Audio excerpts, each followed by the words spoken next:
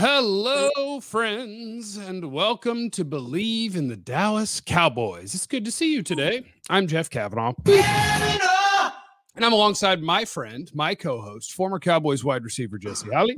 Oh, Jesse Holley went 77 yards. It must be a reality show. And together, we are in search of the Cowboys' new defensive coordinator. Don't worry, guys. We're on the case. We're going to get this thing figured out. This presentation brought to you by our friends at BetOnline. It's playoff time. Usual suspects heading to Vegas for the championship. Our partner BetOnline is your number one source for football odds, stats, trends, and lines with everything from point spreads to hundreds of bets on everything from the coin toss to the color of Gatorade. BetOnline is the number one source for your championship wagering. Head to BetOnline. Join today to get into all the action. BetOnline. The game starts here. Hey, Jesse. What up, bro? Can you make a bet on BetOnline about who is going to be the next DC of the Dallas Cowboys? Probably. I'm sure you can. Yeah. Why? Are you prepared to lay it down? Because I have who I want, but I don't know if it's who they'll pick. To make a bet? No, I can't bet. No, I was just saying, do you know, like, are you going to steer people in a certain direction? Do you think you know who they're going to hire? At this point in time, I don't. I'm still stuck between All In and only the old fart retreads are left to choose from. So somewhere between All In and old fart retreads is where we're going to find our defensive coordinator. What if the old farts are good at it? You know, what if you can find a good old fart? All right, I'm in. I mean, let's ride. So there's two names, right? At the moment, there's two names. Maybe there's three names. Maybe you throw Al Harris's name in if you want to throw in an internal candidate. But yeah, I think that's a name that's out. I mean, what more do we have to hear from Al Harris that if Dan Quinn goes to Alaska, I'm going with him? Like, he didn't go to Alaska. DC, Chocolate City. I think Al Harris is out. I think they're just trying to figure out how and what that looks like. Maybe Aiden Dirty is an inside name, but I just feel like Al Harris is on his way to DC to be, assistant head coach / DB / pass game defender coordinator name, right? Pass game coordinator. It's a promotion. Yeah, that's what I'm saying. Like, I just feel like there's a level of they're just figuring out now the technicalities on how they're going to do it. Or he's going to be assistant assistant DC to Joe Witt Jr. / assistant head coach, and he'll work with the DBs as well. Like, I'm just figuring out a way to how that's going to all transpire. So I guess we haven't technically said this yet, but if you have not seen it over the weekend, their top internal candidate, Joe Witt Jr., well, he's scheduled to have an interview for the Cowboys DC job today. But yesterday he decided he was going to be the DC in Washington with Dan Quinn. So I don't think he's going to take the interview. I think he might be a little busy traveling. Yeah. And honestly, the fact that as soon as they had an opening, it wasn't announced that he was going to be their DC, I think that makes it really easy for him to leave. And I don't know what goes on behind the closed doors, but if the day Dan Quinn leaves, you don't immediately say it, then I'm sure even Mike McCarthy, who's been with him for a while, is like, it's not up to me. If you have a job, you should probably take it. Because I also don't think it's up to Mike McCarthy, which is one of the bad things about the Cowboys. But you got a coach going into the last year of his contract, dead man walking, and he's the coach of the Cowboys. He doesn't get to just pick his coordinator. All right, can we take a quick timeout and I do want to just brief, before we get to this defensive stuff, I do just want to you just said something that just kind of sparked this into my brain. I do want to ask you, 1 year left on Mike McCarthy's deal. I know this is early and maybe a little bit premature, but let's shoot for the stars. 1 year left on Mike McCarthy's deal, right? Most people call that lame duck coach, dead man walking. What does Mike McCarthy have to do? Or, does he have to have a deep playoff run, like maybe NFC or Super Bowl type run, in order for him to get any sort of extension to his contract? Like, or we get it. Like 12-5 won't get it, right? That'll be 4 12-5 seasons. And I don't think that's That's no longer going to cut it. What is the win outcome that gets Mike McCarthy longevity? I don't think it's a regular season number. I think for the first time ever, all the things that people thought were true the last 2 years are probably finally true this year. That if you don't break through and play in an NFC title game, then that's probably the end of Mike McCarthy. Because I do think this is going to be crazy talk, Jesse. Cover your ears and your eyes. You don't want to hear this either because you'll say you hate this. I do think that Bill Belichick just hanging out on the streets and not being able to get a job is enticing to Jerry Jones. How can a man that no one else wants to hire become enticing to you? Because it's Jerry Jones. I mean, look at the two people they're about to interview for the defensive coordinator. Have they had job interviews somewhere else? I don't even know. Like Mike Zimmer and Ron Rivera. No, Mike Zimmer was up in Boulder, Colorado last year. He was the senior assistant to Deion Sanders and whatever that mess that Deion Sanders was putting out on defense weekend and weekend. You look weird without me being able to see your face. Oh, I was covering my eyes like you told me to. No, Jerry loves that crap, man. Bill Belichick, Jerry can have a press conference where he says, I've hired the greatest coach to ever do this. Like, Jerry loves that. Oh my God, he loves that. And he would talk himself into that he could still be that.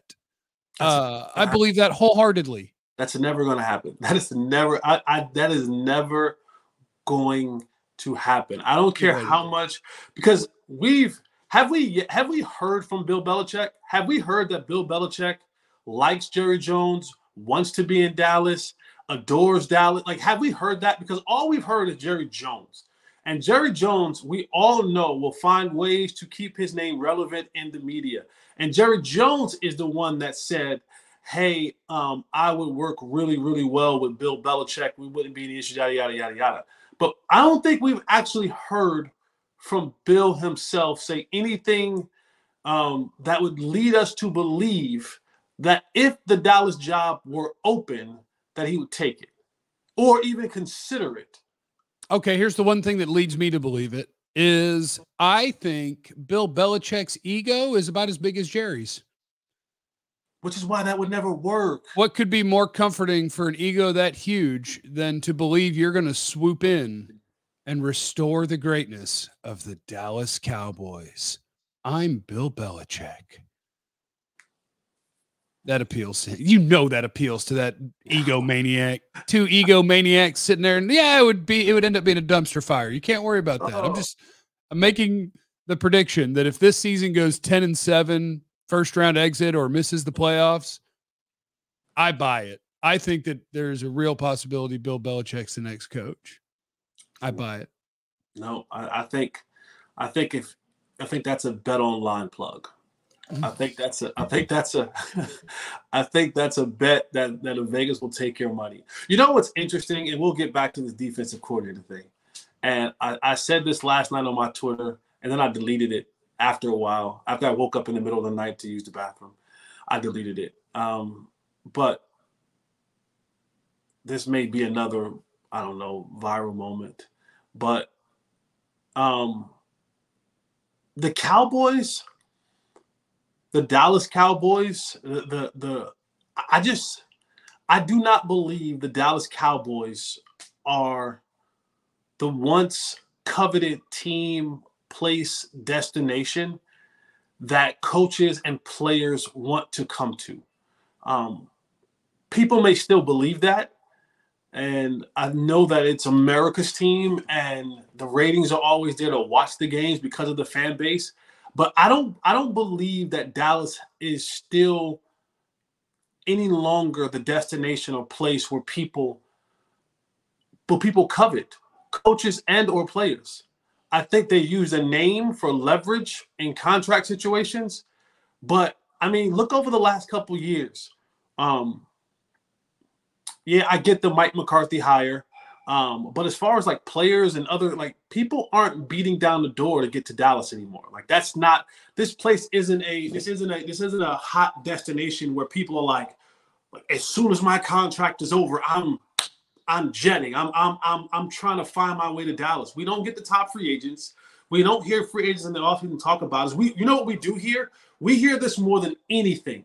We hear players of today say things like, boy, my dad, my granddad, my family were huge Cowboy fans, right? And they go elsewhere.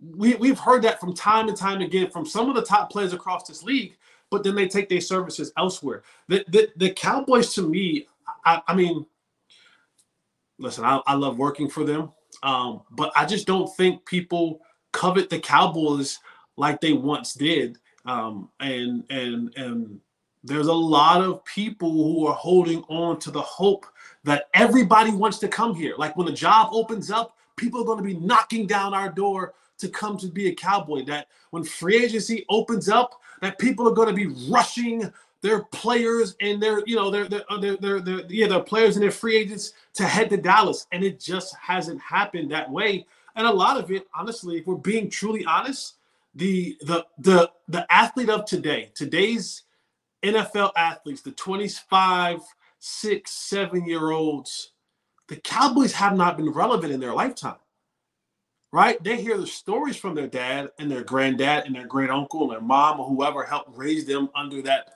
umbrella of being a Cowboy fan. But if you're sub 30, you've never seen the Cowboys win anything. Ever. If you're sub 30, you've never experienced it.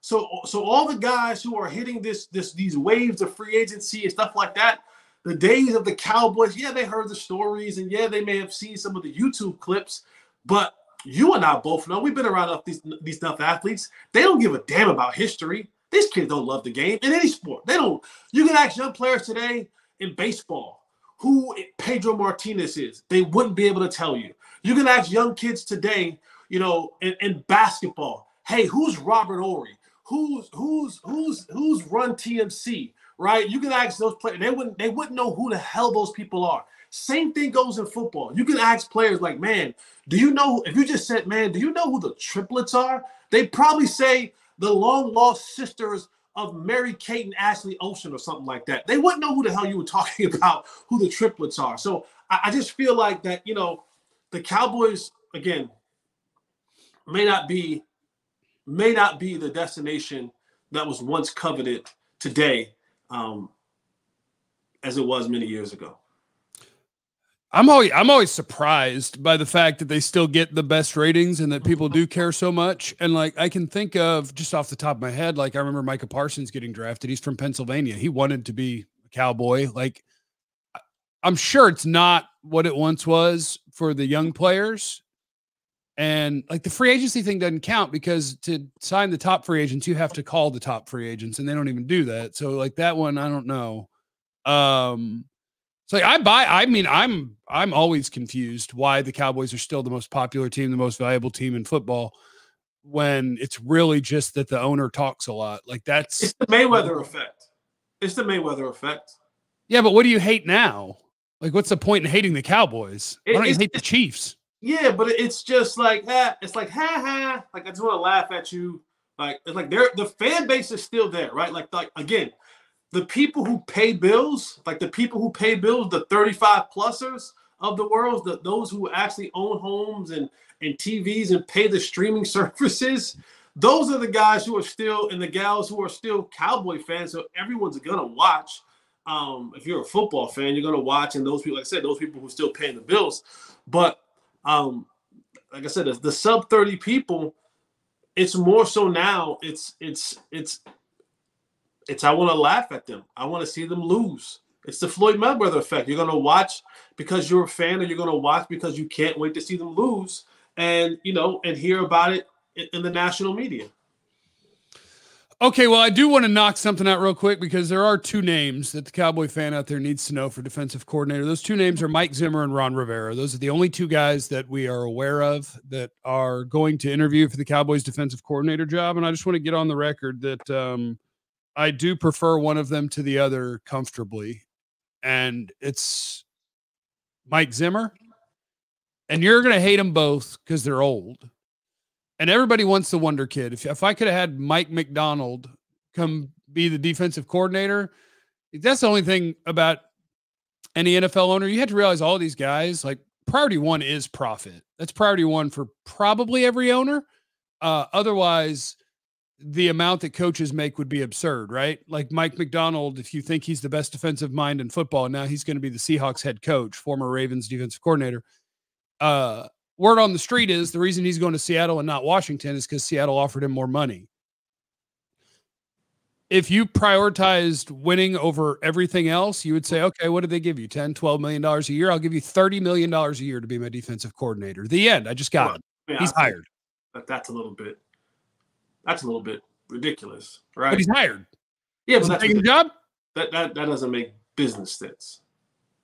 That doesn't make business sense. Well, it makes business sense if you paid $100 million for something that's worth $9 billion. You're doing okay. But I'm just saying, like, you don't have to get that absurd with the numbers of it. But the fact that it's just like, oh, who's available, and everybody just kind of competitively bids at the understood levels that we're going to pay, they're not really prioritizing winning. But out of the two olds that you're talking about interviewing, I just think you can look at their history and their track record. And does Ron Rivera have a history of being a good defensive coach? He does, but he also has a recent defensive history of being the head coach of a team that had a loaded defensive line and underachieved defensively for a good long stretch. Whereas Mike Zimmer, you can look back at everywhere that he's been, and he's been good at this over the course of his Minnesota career, depending on how you measure your favorite metric for measuring defense. But if you just take that whole tenure, it's the third best defense in football. Like, I think Mike Zimmer is a really nice defensive coach, and you can't look at his resume and find anywhere where he's not. Whereas Ron Rivera, the last thing I remember is before they traded everyone. Well, you got Deron Payne, Jonathan Allen, Montez Sweat, Chase Young. You got all of these monsters, and your defense was not good. So I just want to get on the record. My old guy that I prefer is Mike Zimmer. I also think he dips. I believe he dips, and that moves him up a notch for me as well. I'm not fighting you. I do think the last year that he was in Minnesota, they had a bad defense. Right. Yeah. Like they were in the 20s or something like that. Yeah. In a lot of categories, and I know that you were like a DVOA guy and all the other metric stuff like that. They were bad. They were bad his last year in Minnesota. Hence one of the reasons why he got let go.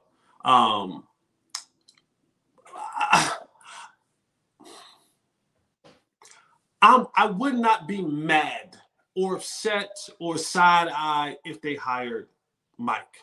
I wouldn't. My now concern is because Mike's going to come in, he's very old school in his approach, right? And the one thing about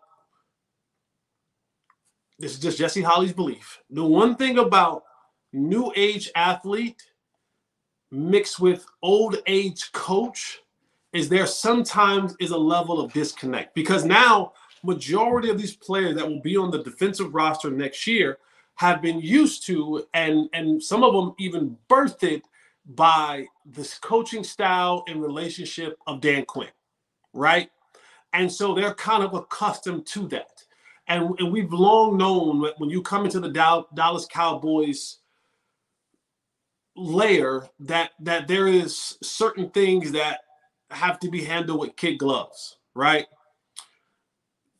Now insert Mike Zimmer, who understands I don't have 3 years to build this. I don't have 2 years to build this. I basically have 6 months of the offseason. And so now I have to come in, and this is a pause moment. I have to come in hard and fast. Pause. But is that going to be received well? Is the old school kind of not player-friendly coach, not hat backwards, getting in the dirt with you, not wearing Jordans, and maybe even speaking some of the language that you may speak? Is this older gentleman who comes from the crusty era of coaching defense, who gets in your face, demands a lot of you, demands a hell of a lot of you?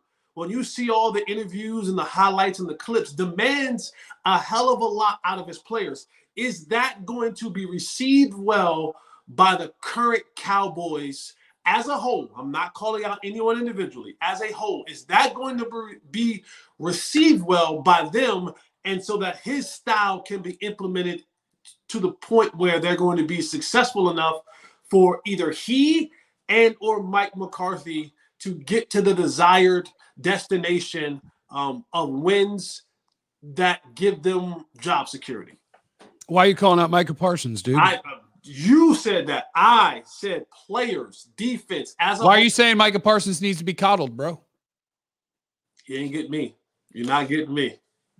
I'm just trying to choose the better defensive brain and play caller amongst the two olds that are being thrown at us. So with all due respect to the elderly, because despite being slow and dangerous behind the wheel, old people can still serve a purpose. Bingo. Yeah. No, I don't mean bingo as incorrect. Oh. I mean bingo as serve a purpose on Tuesdays and Thursdays down at the VFW. I was just quoting Dumb and Dumber because I think that's very funny. Yeah.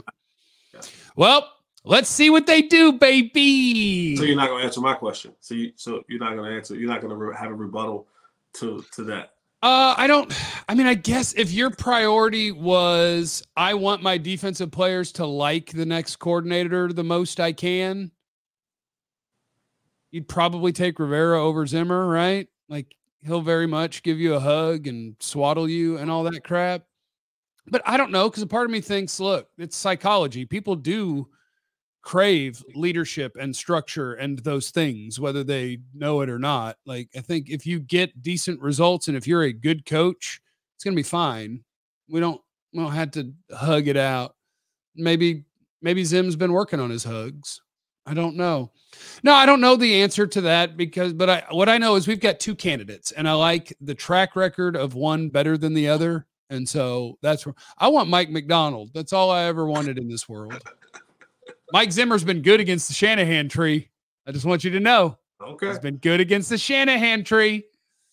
But Ron Rivera, I bet, is the better hugger, if that's what you're looking for.